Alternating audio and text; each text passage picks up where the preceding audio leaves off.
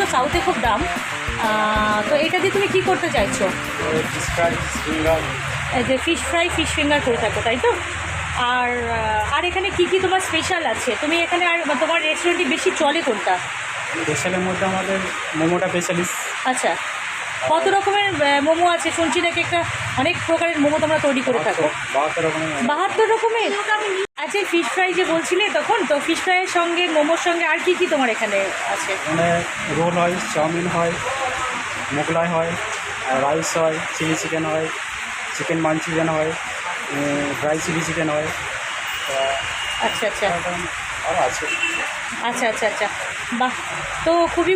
High, আজকে চলে এসেছি একটা নতুন জায়গা থেকে, জানো তো? নামটা একবার দেখে নিই, কেমন? মোমো ম্যানিয়া। নামটার মধ্যে একটা স্পেশালিটি আছে, মোমো ম্যানিয়া, অর্থাৎ মোমো খাওয়ার জন্য কিন্তু এখানে তোমাদের তাড়াতাড়ি চলে আসতে হবে। আর একটা আউটলেট আছে, এটা হচ্ছে নবপল্লী। নবপল্লীতে এর শাখা আছে? নবপল্লীতে একটা শাখা আছে, এটা আচ্ছা ওটা মানে আগে, এটা নতুন করেছে। আচ্ছা আচ্ছা আচ্ছা, আরেকবার বলা যায় নবপল্লীতে, অর্থাৎ আমাদের ওই দিকটাতেই, আমি যেখানে থাকি, আমরা যেখানে থাকি নবপল্লীতে এর একটা শাখা আছে, জানা নেই?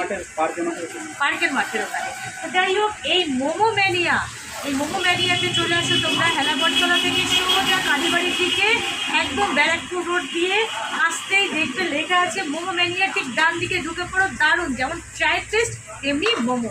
ঠিক আছে, একবার টেস্ট করে দেখা যাক কেমন হয়েছে ফিশ ফ্রাইটা।